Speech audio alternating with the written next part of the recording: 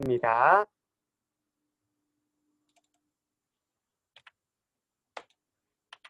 네, 화면 다 보이시면 머리 위로 동그라미 한번 해주세요. 이렇게. 화면 다 보이시죠? 네, 감사합니다. 자, 오늘 사도행전과 기독교의 발흥에 대해서 한번 쭉 살펴보도록 하겠습니다. 먼저 사도행전에 대해서 설명을 드릴게요. 모세의 광야 40년의 교육은 만나 세대를 탄생시켰습니다. 사무엘의 전국 순회 광야 20년은 미스바 세대를, 70년 바벨론 포로기는 재건 세대를 탄생시켰습니다. 그리고 같은 맥락에서 사도행전에 나오는 제자 공동체는 예수 그리스도의 3년 사역의 열매들이라고 할 수 있습니다. 그런데 모세를 통해 훈련받은 만나 세대는 당대로 끝나버렸습니다. 그 뒤를 이은 미스바 세대도 재건 세대도 아쉽게도 당대에 끝나버리고 말아서 그 후손들은 선조들의 믿음을 계승하지 못했습니다. 그런데 그리스도가 남긴 제자 세대는 계속 이어져서 2000년을 넘어 오늘까지 이어져 오고 있습니다. 단지 3명의 훈련을 받았음에도 불구하고 말입니다. 성경은 그 이유를 다음과 같이 설명합니다. 오직 성령이 너희에게 임하시면 너희가 권능을 받고 예루살렘과 온 유대와 사마리아와 땅끝까지 이르러 내 증인이 되리라 하시니라. 사도행전은 그리스도의 승천 이후 성령의 충만함을 받은 제자들이 복음을 선포하며 교회를 세워나가던 과정을 기록하고 있습니다. 그래서 사도들의 행적이 담겨 있다고 해서 사도행전이라고 부릅니다. 그럼 사도행전의 저자와 기록 목적을 짧게 살펴볼게요. 사도행전의 저자는 누가입니다. 누가복음을 기록한 사람이죠. 이 누가는 데오빌로라고 하는 사람에게 보낸 복음서에서 예수님의 복음과 행적을 기록했고, 그 후 속편이라고 할 수 있는 사도행전에서는 그 예수님이 전하신 복음이 예수 운동으로 어떻게 진행되었는가를 기록하고 있습니다. 우리가 사도행전을 읽을 때 인칭에 신경을 쓰고 사도행전을 읽다 보면 어느 시점에서 인칭이 변하는 것을 볼 수 있게 돼요. 3인칭으로 전개되던 사도행전이 어느 순간 우리라는 1인칭으로 전환이 되는데, 이것은 사도행전을 기록한 누가가 사도 바울의 선교 여행에 함께 참여했음을 보여줍니다. 그래서 사도행전 쭉 읽다 보면은 16장부터 우리가 이렇게 했다, 우리가 했다, 이렇게 우리 문체라고 하거든요. 주어가 바뀌는 것을 보게 됩니다. 그럼 사도행전은 왜 기록했을까? 이 책의 기록 목적이 있습니다. 크게 4가지를 살펴볼 수 있는데요. 첫째로 기독교의 합법성을 주장하기 위해서 쓰여진 책이 사도행전입니다. 사도행전을 통해서 누가는 예수 그리스도의 십자가 처형이 부당한 일이었다는 것을 알리고, 단지 예수님을 쫓는다는 이유만으로 박해를 받아서는 안 된다는 것을 알리기 위해서 사도행전을 집필한 것으로 보입니다. 두 번째 기록 목적은요, 당시 기독교에 대해서 갖고 있는 편견을 불식시키기 위해서 그랬어요. 당시 유대인들은 이 기독교를 매우 사회를 혼란하게 하는 이단 종파라고 보았고, 이방인들은 기독교인들이 뭐 형제 자매라고 이야기하는 것을 보면서 서로 근친상간을 하는 아주 문란한 집단이라고 생각하기도 했으며, 예수 그리스도의 피와 몸을 먹는다는 이야기를 들으면서 인육을 먹는 그런 비윤리적인 공동체라고 많이 알려져 있는 상황이었습니다. 이런 상황 가운데서 기독교는 그런 너희가 생각하는 잘못된 종교가 아니라는 것을 이야기하면서 기독교를 호의적으로 인식하도록 기록이 되어 있습니다. 그래서 사도행전에 보면은 가난하고 소외된 사람들이 예수 그리스도를 영접하는 이야기도 있지만, 뭐 고넬료라든지 아니면 뭐 어떤 귀부인들이라든지 사회의 상류층, 지도층들이 예수 그리스도의 복음을 듣고 변화되는 내용들이 꽤 많이 기록이 되어 있습니다. 그런 모든 내용들은 너네가 기독교에 대해서 갖고 있는 인식이 잘못되었어 라는 것을 교정하기 위한 누가의 기록 목적이 담겨 있다고 볼 수 있습니다. 세 번째로는요, 성장하는 교회를 향한 메시지였습니다. 어떠한 박해 속에서도 하나님 나라는 무너지지 않는다. 그리고 하나님의 나라는 지속적으로 성장할 것임을 보여주기 위해서 기록되어 있었습니다. 당시 이 사도행전이 쓰여지고 있던 시기와 또 이것을 읽는 독자들인 그리스도인들은 교회가 박해 가운데서 그럼에도 불구하고 전도의 영역들이 넓어지는 것들을 경험하고 있는 상황이었습니다. 그래서 박해를 받고 있는 이들에게는 어떠한 박해도 하나님 나라의 확장을 막을 수 없다는 것을 전달하며 교회의 일선에서 선교 사역을 하는 사람들에게는 하나님 나라가 확장되고 있다는 것을 격려하기 위해서 쓰여졌다고 볼 수 있습니다. 네 번째로 비유대인의 구원 방법과 신학적 문제에 대한 답변을 위해서 기록되었습니다. 예수님께서 예루살렘에서 십자가에 못 박혀 죽으시고 그 예수님의 십자가와 부활을 목격한 이들도 모두 다 유대인들이었습니다. 그리고 이 유대인들이 예수님의 명령을 따라서 땅끝까지 이르러 이방인에게도 복음을 전하게 되었는데 그 유대인들이 갖고 있는 선민사상과 그리고 배타성이 이방인 그리스도인들에 대한 용납을 하지 못하는 그런 결과를 가져오게 되었습니다. 이것에 대해서 누가는 사도행전을 통해서 구원이 유대인에게만 국한된 것이 아니라 온 열방 가운데 모든 사람들에게 열려진 것이다라는 것을 신학적으로 변증하기 위해서 누가복음을 기록한 것으로 보입니다. 그래서 이 네 가지의 목적을 갖고 사도행전이 기록되었다는 것을 우리는 알 수 있을 것 같습니다. 다음은 사도행전의 구조와 특징입니다. 오직 성령이 너희에게 임하시면 너희가 권능을 받고 예루살렘과 온 유대와 사마리아와 땅끝까지 이르러 내 증인이 되리라 하시니라. 사도행전 1장 8절은 사도행전의 핵심 메시지라고 볼 수 있습니다.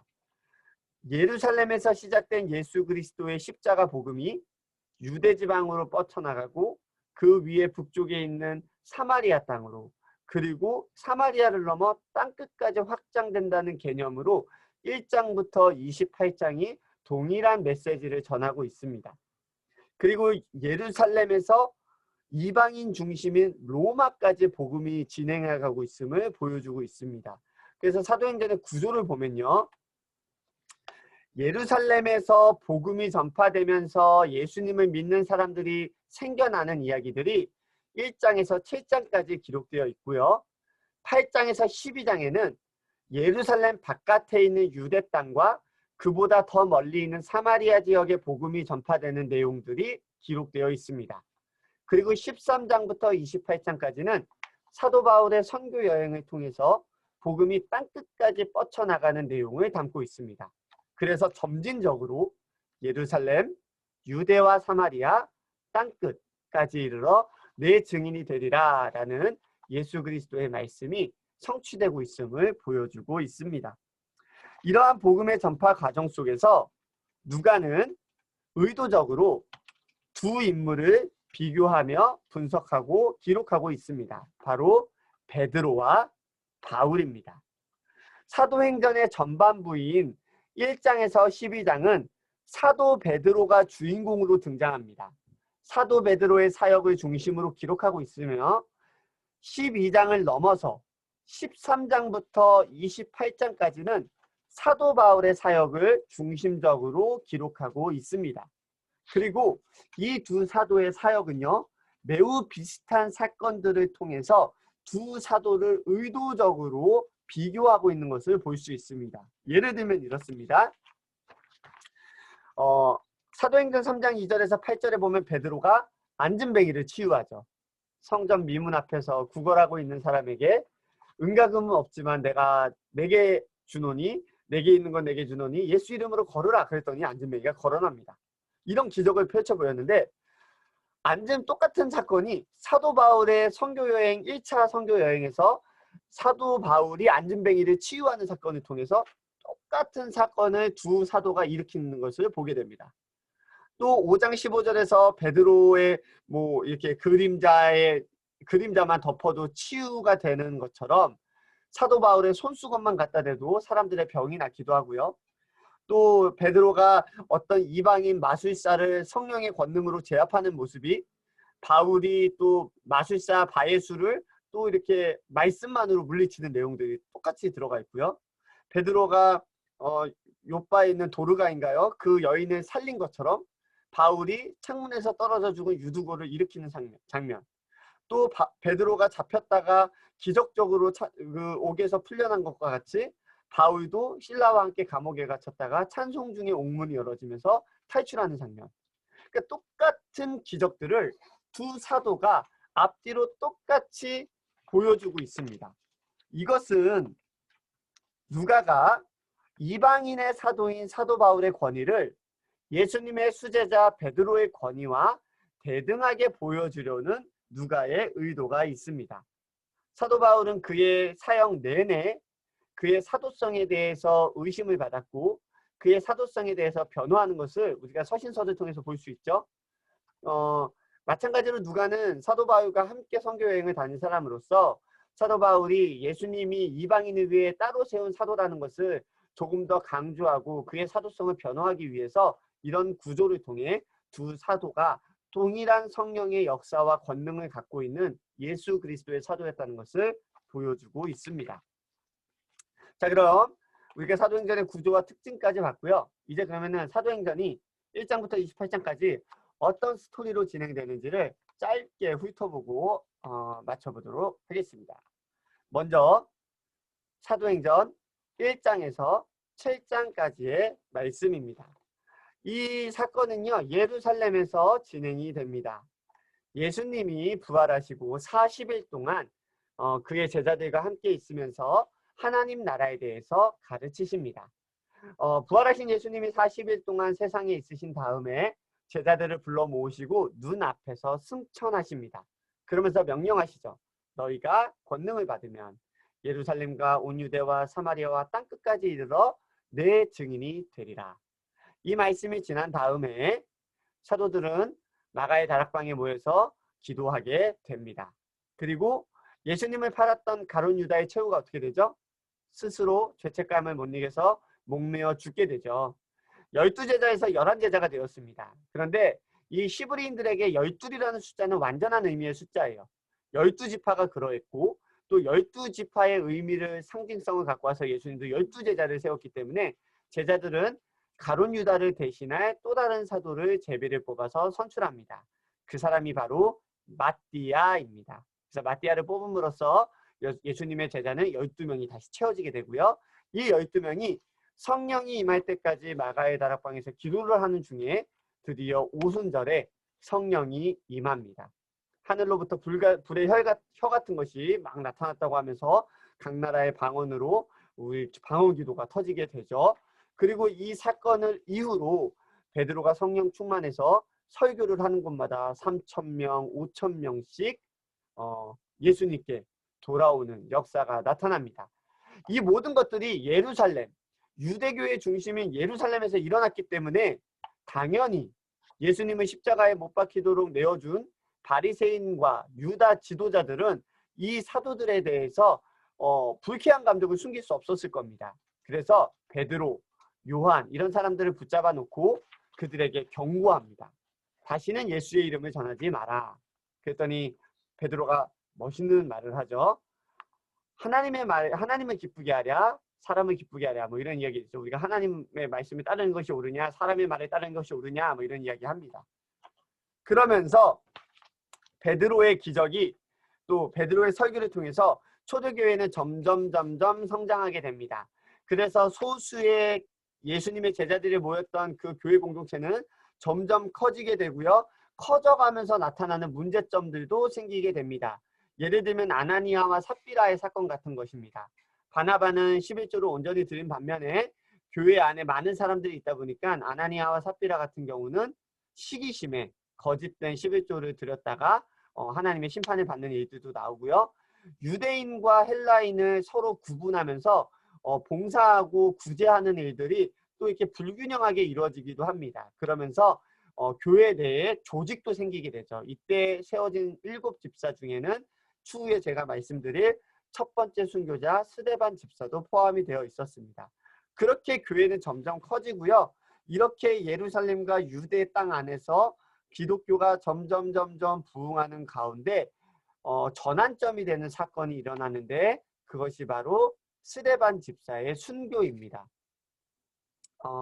많은 유대인들과 기독교에 대해서 논쟁을 하고 예수 그리스도에 대해서 이야기를 하다가 결국에는 이 유대인들이 돌을 들어서 신성모독죄로 스데반을 즉결 처형하게 됩니다.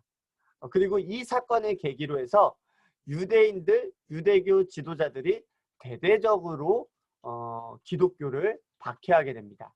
그리고 이 박해로 인해서 교회는 예루살렘과 유대 지방에 모여있던 수많은 교회들이 박해를 피해 뿔뿔이 흩어질 수밖에 없게 되는 내용으로 이 예루살렘에서의 이야기는 마무리가 됩니다. 자, 이제 흩어지게 됩니다. 그 이야기가 8장에서 12장까지에 나와 있습니다. 여기에 무대는 유대와 사마리아입니다. 예루살렘 교회는 사울의 기독교 핍박과 함께 또 유대교 지도자들의 교회 핍박과 함께 예루살렘에서 흩어지게 됩니다.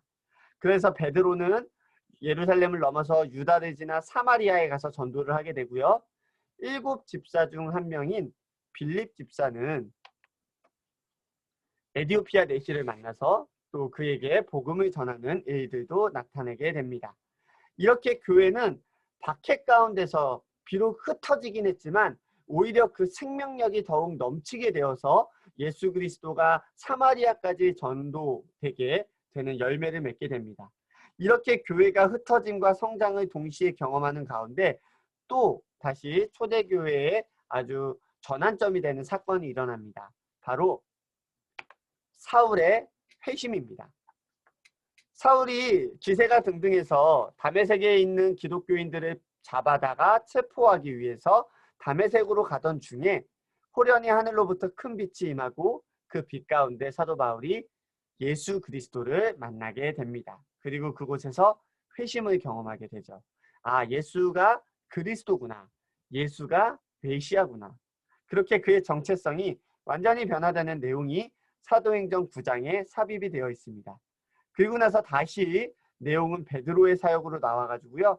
베드로가 에리야를 고치는 이야기, 다비다를 살리는 이야기, 또 무드장이 시몬에 거하는 이야기들 등등 베드로의 사역의 이야기가 나옵니다.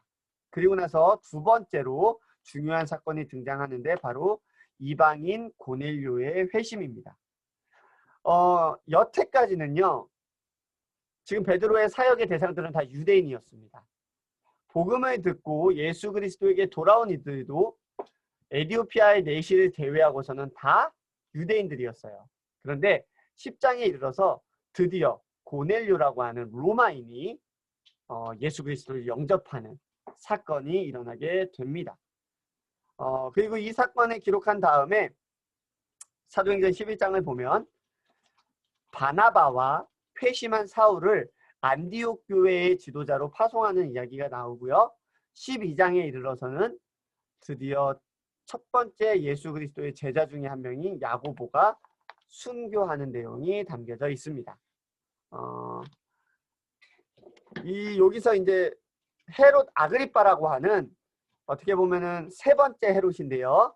이 헤롯 아그리빠 왕이 야고보를 처형합니다. 근데 이것에 대한 유대교 지도자들의 반응이 너무 좋았고, 아, 이것이 유대인들의 마음을 얻을 수 있는 길이겠구나 생각해서 베드로까지 체포해서 감옥에 가두지만 베드로는 천사가 깨워서 탈출을 합니다. 그렇게 이야기되면서 베드로의 사도행전은 여기서 마무리가 됩니다. 그리고 나서 유대와 사마리아에 증거된 예수 그리스도에 대한 이야기도 종료가 됩니다. 그리고 나서 13장부터는요. 드디어 두 번째 주인공 사도 바울에 대한 이야기가 시작이 됩니다. 안디옥 교회로 파송이 되었던 바울과 바나바는요. 안디옥 교회에서 선교 여행을 준비하고 안디옥 교회의 파송으로 1차 선교 여행을 떠나게 됩니다. 지도가 잘 보이실지 모르겠지만 안디옥이라고 검정글씨가 써 있을 거예요. 이 안디옥에서 1차 선교 여행은 알파벳 C자의 모양으로 요 정도의 범위를 돌면서 전도를 했다고 보시면 좋을 것 같습니다. 자세한 선교 여행에 대한 내용은 13장에서 14장까지 기록되어 있고요. 성경에 기록된 지명대로 제가 한번 그 선교 일정을 말씀을 드리면 실루기아, 구브로, 바보, 버가, 비시디아 안디옥, 이고니온, 루스드라, 더베까지 돌고 안디옥 교회에 도착하는 코스로 진행이 됩니다.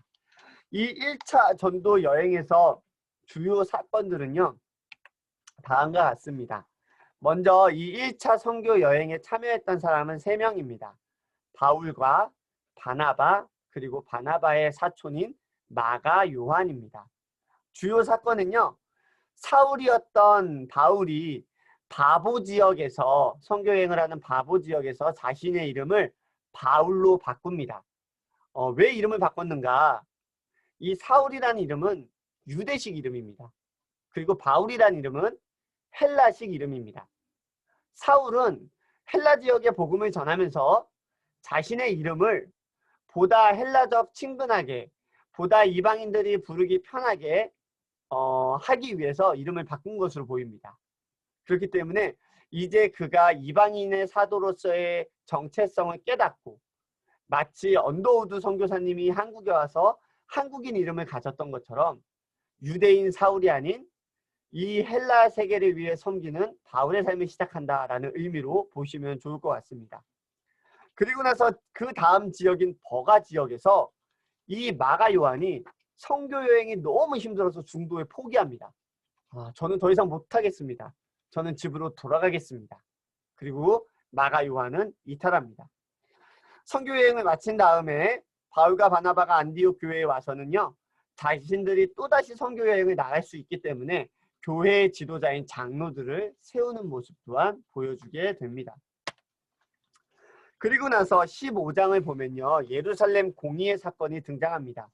이 사건은 우리가 어떻게 보면 좋냐면요, 바울과 바나바가 선교 여행을 떠나는 동안에 이 안디옥 교회에 유대인 그리스도인 한 명이 교회를 찾아오게 됩니다. 바울과 바나바가 없는 상황에서.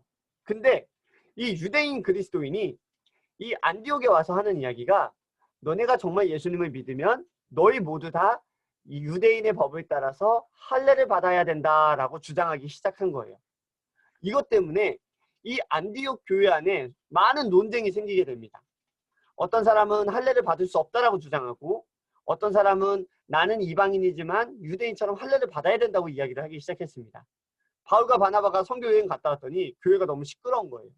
그래서 이 문제에 대해서 교회가 의견을 한번 모아보자라는 의견을 제시합니다. 바로 당시 교회의 심장이었던 예루살렘 교회에 이야기합니다. 그래서 예루살렘 교회의 지도자였던 야고보서를 기록한 예수님의 동생 야고보가 당시 예루살렘 교회의 지도자로 있었는데, 이 소식을 듣고 그러면 흩어져 있는 교회 지도자들을 다 불러 모아서 우리가 토론을 하자라고 이야기를 합니다. 그렇게 모이게 된 것이 바로 예루살렘 공의회입니다. 지금 오늘날로 치면 대한예수교 장로회 총회가 예루살렘에서 열린 것입니다. 안건은 이방인 그리스도인들에게 할례를 줄 수 있느냐, 아니면 주면 안 되는 것인가, 이 문제를 갖고 모인 거예요. 그곳에서 회의를 하고요, 그 주의 형제 야고보가 총회장으로서 다음과 같은 4가지 회의의 결정을 내리게 됩니다. 첫째, 이방인 그리스도인들은 할례를 받지 않아도 된다. 왜 그런가? 우리는 믿음으로 구원받지 할례로 구원받는 것이 아니기 때문입니다. 두 번째, 대신에 우상은 멀리해야 합니다. 당시 헬라권에서는 여러 가지 다신교 문화가 있었기 때문에 예수님만 믿으십시오, 다른 것까지 같이 섬기면 안 됩니다라고 이야기합니다.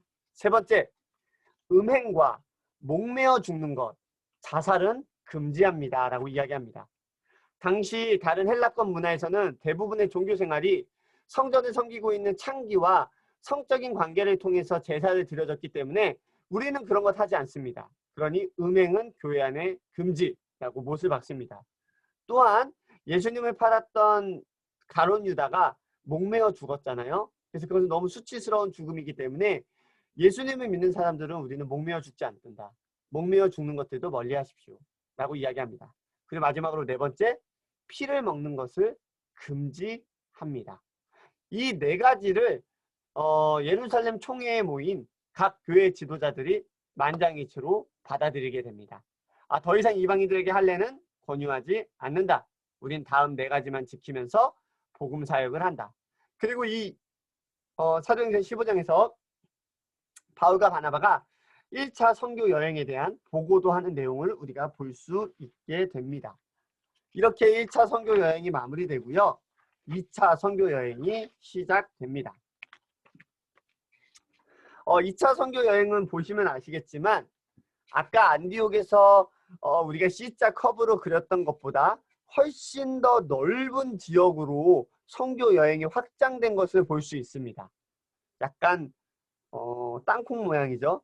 그러니까 1차 때보다 2차 때 바울이 더 멀리 나갔어요. 그래서 그가 돌아다닌 지역을 보면요. 안디옥 교회에서 출발을 해서 수리아, 길리기아, 더베, 루스드라, 부르기아, 갈라디아, 무시아, 드로아, 사모드락에 쭉 도는데요. 어떤 형식으로 도냐면요. 안디옥에서 위쪽으로 돕니다.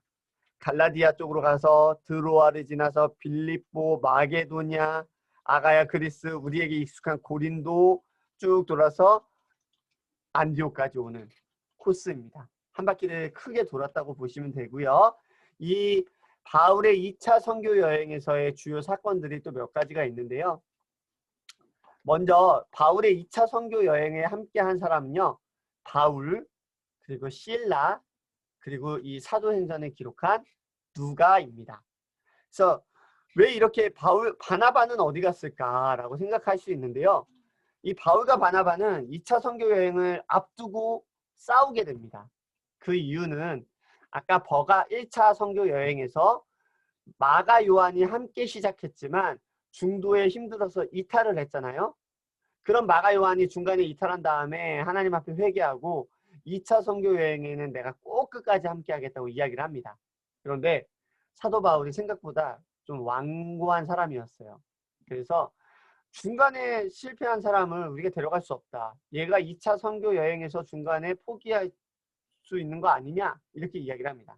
근데 바나바는 자신의 조카이기도 하고 사촌이기도 하기 때문에 아니다. 마가 요한 이번엔 잘할 수 있다. 데려가자. 이 문제를 갖고 둘이 심하게 싸웁니다. 그래서 갈라져서 바나바와 마가 요한은 다른 지역으로 선교 여행을 떠나게 되고요. 바울은 실라 그리고 누가를 데리고 아까 이야기한 지역으로 선교 여행을 가게 됩니다. 주요 사건입니다.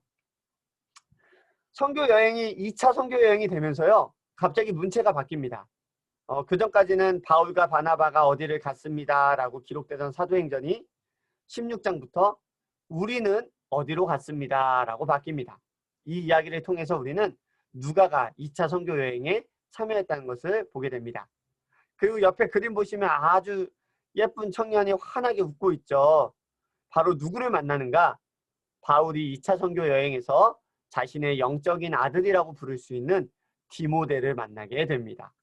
매우 중요한 만남이 2차 선교 여행에서 나타납니다. 또다시 중요한 사건 중에 하나는요.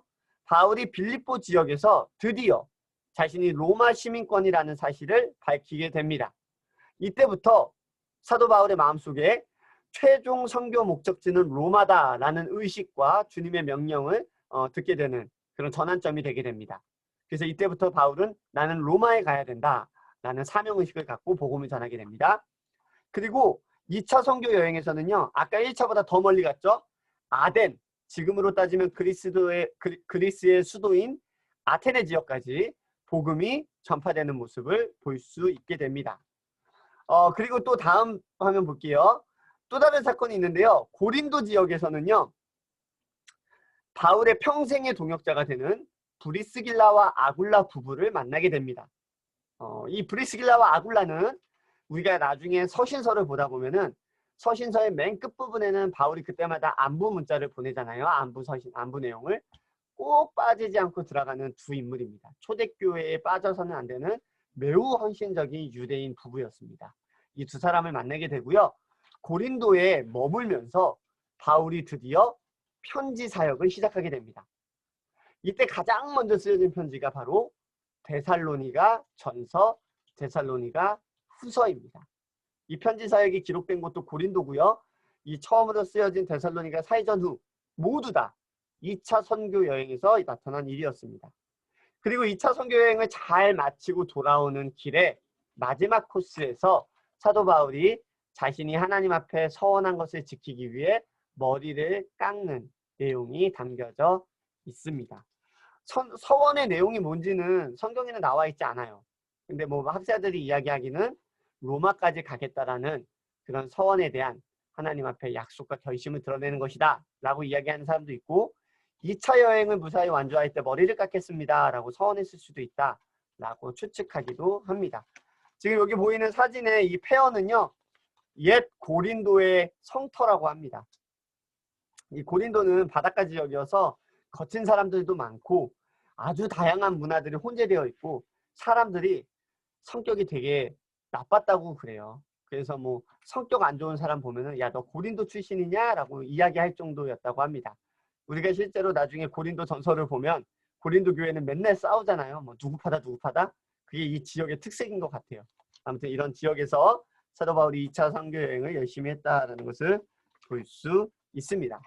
자, 드디어 3차입니다. 3차는 사도행전 18장에서 21장까지 기록되어 있습니다. 3차 선교 여행은요, 아까 2차보다 더 멀리 갑니다. 그리고 더 많은 지역을 돌아다니게 되고요. 이 3차 사역에서의 중심 사역은 에베소 사역이라고 봐도 될 것 같습니다. 사도 바울이 다른 지역들은 사실 비교적 짧게 머물렀어요. 고린도 지역 같은 경우 좀 길게 머물러서 1년 6개월 정도를 머물렀는데, 이 에베소에서는 2년 동안 그 두란노 서원에서 가르치기도 하고 꽤 많은 기간을 에베소 지역에 시간을 할애한 것을 우리가 18장에서 21장을 통해 볼 수 있습니다. 특별히 또 이 3차 여행에 주목할 점은요, 여태까지는 선교 여행을 마치고 항상 안디옥 교회로 돌아왔어요. 안디옥 교회에서 시작해서 안디옥 교회로 돌아왔지만 3차 선교 여행에서는 안디옥에서 시작해서 안디옥에 돌아오지 못하고 예루살렘에 들어갔다가 체포되는 것으로 선교 여행이 마무리되는 것을 볼 수 있습니다. 주요 사건입니다.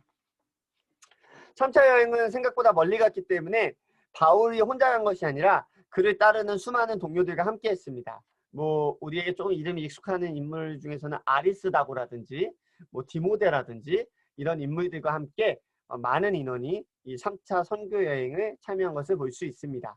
주요 사건입니다. 에베소 지역에서 뛰어난 성경학자, 그러나 성령을 체험하지 못한 아볼로를 만나게 됩니다. 그리고 아볼로에게 기도하고 안수하고 아볼로가 성령을 체험하게 되죠. 후에 이 아볼로는 고린도 교회에서도 지도자로서 성장하게 됩니다. 그래서 고린도 교회에서 아볼로파냐 바울파냐 이런 이야기가 나오게도 됩니다. 이런 성령 세례 이야기가 에베소 지역에서 나타나고요. 그리고 또 선교를 하다가 또 유명한 사건이죠. 드로아 지역에서 사도 바울이 설교하는데 창가에 앉아있던 유두고가 떨어져서 죽습니다. 근데 바울이 그 유두고를 살리는 내용도 있습니다. 그리고 이제 밀레도 지역에 가서 사도 바울이 드디어 고별 설교를 합니다. 나의 달려갈 길과 뭐 내게 맡겨주신 사명을 감당한 데 있어서는 나의 생명을 조금도 뭐 귀하게 여기지 않습니다. 뭐 이런 이야기를 하고, 이제 나는 예루살렘에 갈 겁니다. 그곳에서 나는 뭐 잡히겠지만 막 이런 이야기를 합니다. 이때 많은 이들이 바울을 향해서 같이 울어주고 바울에게 안수기도 하는 내용들이 있습니다. 그리고 나서 이제 바울이 로마의 복음을 전하기 위해서 예루살렘으로 가는 길에 가이사랴, 예루살렘 바로 직전에 있는 가이사랴 도시에도 잠깐 들리는데, 이때도 너 예루살렘에 가면 죽는다, 이런 죽음에 대한 예언을 받는 내용들도 나와 있습니다. 그리고 그 예언대로 예루살렘에 도착했을 때 바울이 체포됩니다. 이 예루살렘에서도요, 그 아까 예루살렘의 지도자이며 예루살렘 교회 지도자이며 총회장인 주의 형제 야고보를 방문하고 성전에 들어갔다가 급하게 체포가 되게 됩니다. 22장부터 28장은요, 바울의 체포 이후의 이야기들을 담고 있어요. 그래서 이름을 로마로 향하는 바울이라고 제가 지어봤습니다. 예루살렘에서 바울이 유대교 지도자들에게 체포가 되었을 때 당시의 총독은 빌라도의 후임인 벨릭스였습니다. 이 벨릭스는요, 사도 바울이 로마의 시민권자라는 것을 알았기 때문에 이 사람을 옆에다 두고 있으면은 혹시라도 보석을 내고 석방하지 않을까라는 생각을 갖고 바울에게 2년 동안 약간의 자유를 주면서 구류를 하게 됩니다. 그런데 이 벨릭스는요, 좀 비리가 많았던 사람이라서 로마 정부로부터 또 이렇게 잘리게 됩니다. 그리고 나서 온 사람이 누구냐면은 베스도입니다. 그러니까 순서대로 하면은 빌라도 총독의 후임이 벨릭스고 벨릭스의 후임이 베스도인 거예요. 근데 이 베스도는 원칙주의자였습니다. 그래서 사도 바울에게 너 왜 여기 잡혀있냐 이런 전후 사정을 들은 다음에 어떻게 할 거냐 물어봅니다. 이때 사도 바울이 나는 황제에게 상소할 것입니다 라고 이야기를 하죠. 그래서 그런 내용들이 담겨져 있는 부분이 25장, 26장에 나와 있고요. 특별히 26장에 보면요. 이 베스도가 당시에 또 다른 지역의 분봉왕인 이름이 갑자기 생각이 안 나네요. 아그리빠 왕인가요? 네, 아그리빠 왕을 불러서 사도 바울에 대해서 같이 논의를 하고 사도 바울의 의견을 들어봅니다. 이때 바울이 아주 유명한 이야기를 하죠. 이 쇠사슬에 매인 것 외에는 다 나와 같이 되기를 원합니다. 이렇게 이야기를 합니다. 그러자 베스도가 바울아, 너의 많은 학문이 너를 미치게 했구나 라고 이야기하면서 너가 여기서 그냥 상소하지 않았더라면은 내가 너를 석방해 줄 텐데 너가 로마 황제에게 상소했기 때문에 나는 법대로 너를 로마에 보낼 수밖에 없다. 그렇게 이야기를 하면서 바울을 로마로 압송하게 됩니다.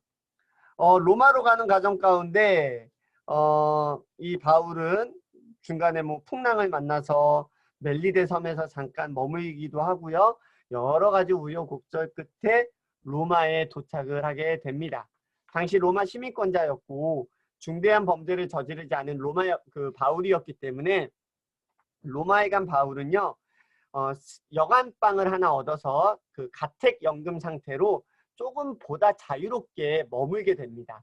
그는 그곳에서 자신을 찾아오는 이들에게 복음을 전했고요. 또 이미 세워져 있었던 로마교회 지도자들과도 이 시점에서 교제를 한 것으로 알 수 있습니다. 후에 사도행전 나오지 않지만 후에 사건을 보면은 사도 바울은 로마 황제의 재판까지 갔다가 그곳에서 순교한 것으로 이야기가 전해지고 있습니다. 그런데 이 사도행전을 보면요. 우리가 28장까지 지금 굉장히 빠르게 달려왔잖아요. 사도행전의 마무리를 보면요. 그 마무리가 굉장히 좀 급하게 또 어색하게 마무리되는 것을 볼 수 있습니다. 사도행전 28장에서 30절에서 31절은 사도행전의 마무리되는 구절이라고 볼 수 있는데 제가 한번 읽어보겠습니다. 바울이 온 이태를 자기 셋집에 머물면서 자기에게 오는 사람을 다 영접하고 하나님의 나라를 전파하며 주 예수 그리스도에 관한 모든 것을 담대하게 거침없이 가르치더라. 이렇게 기록되면서 사도행전이 급하게 마무리가 됩니다. 바울이 2년 동안 로마 감옥에 갇힌 채 황제 가이사 앞에서 재판받기를 기다리는 모습이 마지막 장면입니다. 누가는 사도 바울이 그 후에 어떻게 되었는지에 대해서 전혀 설명하지 않습니다. 왜 그렇게 했을까요? 이것은 당시 초대교회에서 시작한 세계 복음화를 후대 교회가 이어서 완성시켜야 한다는 의도로 볼 수 있습니다. 이걸 다르게 표현하면 성령의 역사는 아직도 계속되고 있으며 성령의 역사를 믿고 복음 전파를 위해 도전하는 이들을 통해 사도행전은 계속될 것임을 우리에게 전해주고 있다고 볼 수 있습니다. 그래서 오늘 이 기초신앙반으로 사도행전을 한번 훑어본 우리 주변에 참여한 우리 성도님들이 사도행전 29장의 주인공이라는 사실을 기억하시고 우리도 세계 복음화를 위해서 날마다 전도에 힘쓰는 우리 기초신앙반이 되면 좋을 것 같습니다. 네, 이렇게 해서 우리가 기초신앙반 마지막까지 좀 달린 것 같아요.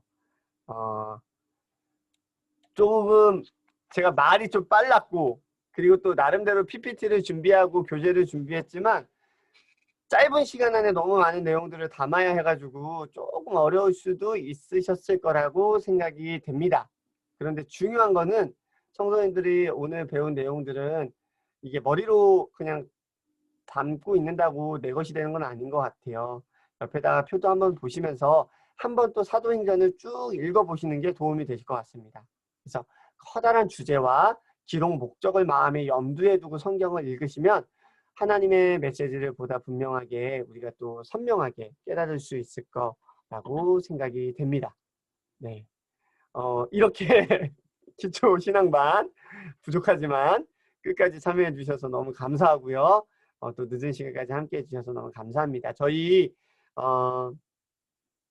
수료증 멋있게 한번 준비해서 끝까지 참여하신 우리 성도님들 우리 또 이렇게 수료식도 하고 그렇게 마무리하는 걸로 하겠습니다. 코로나가 요즘에 너무 확산세가 무서운데 다들 한 주 동안 건강 조심하시고 다음 주에 또 교회에서 건강한 모습으로 얼굴 뵙도록 하겠습니다. 우리 다 너무 수고하셨는데 서로에게 우리 박수 한번 쳐줄까요? 네, 수고하셨습니다.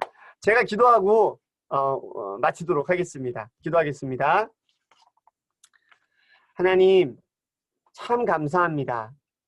우리에게 하나님을 알고 싶어하는 사모하는 심령 주시고 또 우리에게 하나님의 말씀 배울 수 있는 건강과 시간과 상황을 허락하여 주시니 감사합니다. 지난 몇 주간 우리가 함께 마음을 모아 배운 하나님의 말씀 우리 가슴에 새겨지게 하시고 주님 나라 가는 그날까지 우리가 배운 것들을 기억하며 그 말씀 위에 터를 세우고 집을 짓는 믿음의 성도들이 될 수 있도록 우리 한 사람 한 사람을 붙잡아 주시옵소서. 끝까지 함께 해주신 하나님 감사합니다. 우리의 믿음도 이와 같이 끝까지 승리하게 동행하여 주시옵소서. 감사드리며 예수님의 이름으로 기도합니다. 아멘. 네, 수고하셨습니다. 사랑합니다. 와.